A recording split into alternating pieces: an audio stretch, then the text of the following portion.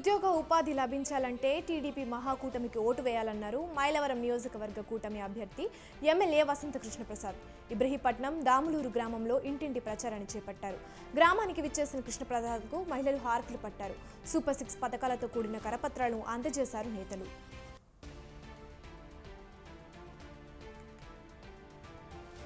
ఎన్టీఆర్ జిల్లా కొండపల్లిలో జరిగిన private venture ప్రారంభోత్సవ కార్యక్రమం ఆసక్తికర చర్చకు వేదికైంది. వెంచర్ వ్యవస్థాపకుడు డాక్టర్ వైవి రావు చేసిన వ్యాఖ్యలు తీవ్ర దుమారాన్నే రేపాయి. 2019లో సీఎంగా జగన్ రావడం ఖాయమన్న తాను ఇప్పుడు ఏపీ సీఎంగా చంద్రబాబు గెలుస్తాడంటూ వ్యాఖ్యలు చేశారు. అదే వేదికపై ఉన్న వైసీపీ ఎమ్మెల్యే మల్లాది విష్ణు ఈ వ్యాఖ్యల్ని ఖండించారు. మళ్లీ వైసీపీదే అధికారం ఉన్నారు. కూటమి పక్షాల నుంచి భారీగా తరలివచ్చిన శ్రేణుల హంగామా నడుమ కర్నూలు అసెంబ్లీ టీడీపీ అభ్యర్థి టీజీ భరత్ నామినేషన్ దాఖలు చేశారు.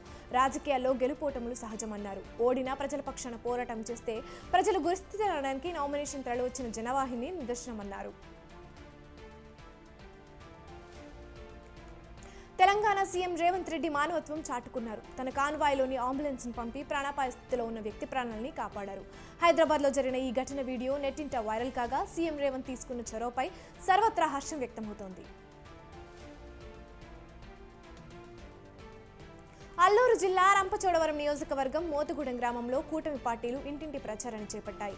ఎమ్మెల్యే అభ్యర్థి లోత రామారావు విజయాన్ని కాంక్షిస్తూ చేపట్టిన ఈ ప్రచారంలో సిపిఎం, కాంగ్రెస్ పార్టీ నేతలు, కార్యకర్తలు పాల్గొన్నారు.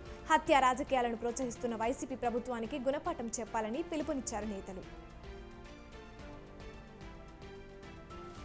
సింగపూర్ ఎయిర్లైన్స్ సంస్థ నుంచి 2 లక్షల రూపాయలు పరిహారంగా అందుకున్నారు తెలంగాణ డీజీపీ రవి గుప్తా దంపతులు. గతేడాది హైదరాబాద్ నుంచి సింగపూర్ మీదుగా ఆస్ట్రేలియా పర్యటన సమయంలో తలెత్తిన ఇబ్బందులపై ఫిర్యాదు చేశారు. ఫిర్యాదును విచారించిన హైదరాబాద్లోని district consumer dispute redressal commissioner Singapore ఎయిర్లైన్స్కి ఈ పరిహారాన్ని విధించింది. అన్రిజర్వ్డ్ టికెటింగ్ సిస్టమ్ యూపీలో మార్పులు చేసింది. రైల్వే శాఖ స్టేషన్కు 3 కిలోమీటర్ల దూరంలో ఉన్నప్పుడు మాత్రమే పనిచేసే ఈ యాప్ను ఇప్పుడు ఎంత దూరం నుంచైనా టికెట్లు పొందేలా తీర్చిదిద్దింది. ఇప్పుడు ఇంట్లో ఉండగానే టికెట్ పొందవచ్చు, సమయానికి వచ్చి రైళ్లు ఎక్కవచ్చు, ప్లాట్ఫామ్ టికెట్లను యాప్ ద్వారా పొందవచ్చు. సార్వత్రిక ఎన్నికల నేపథ్యంలో నంద్యాల జిల్లా శ్రీశైలంలో పోలీసులు కవాతు నిర్వహించారు. క్షేత్రంలోని గంగాధర మండపం, నంది సర్కిల్, పొదుపు భవనం పరిసరాల్లో కేంద్ర బలగాలతో కలిసి ఈ కవాతు చేపట్టింది. ఓటర్లు స్వేచ్ఛగా తమ ఓటు హక్కును వినియోగించుకోవాలని కోరారు శ్రీశైలం సీఐ ప్రసాద్ రావు. కోటి రూపాయల విలువైన వజ్రాభరణాలు చోరీకి గురయ్యాయంటూ హైదరాబాద్ జూబ్లీహిల్స్ పోలీసులకు ఫిర్యాదు చేశారు రిటైర్డ్ ఉద్యోగి భాగవతుల బాబ్జీ.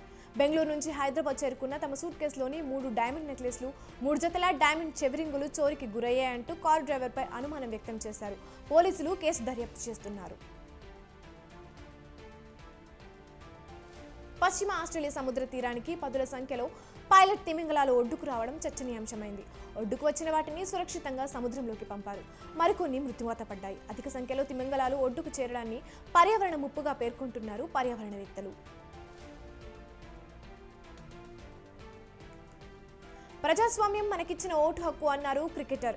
ఇండియా క్రికెట్ జట్టు హెడ్ కోచ్ రాహుల్ ద్రావిడ్ ప్రతి ఒక్కరూ తమ ఓటు హక్కును వినియోగించుకోవాలని కోరారు. లోక్సభ ఎన్నికల్లో భాగంగా కర్ణాటక రాష్ట్రం బెంగళూరులో కామన్ మ్యాన్లా లైన్లో నిలబడి ఓటు వేశారు.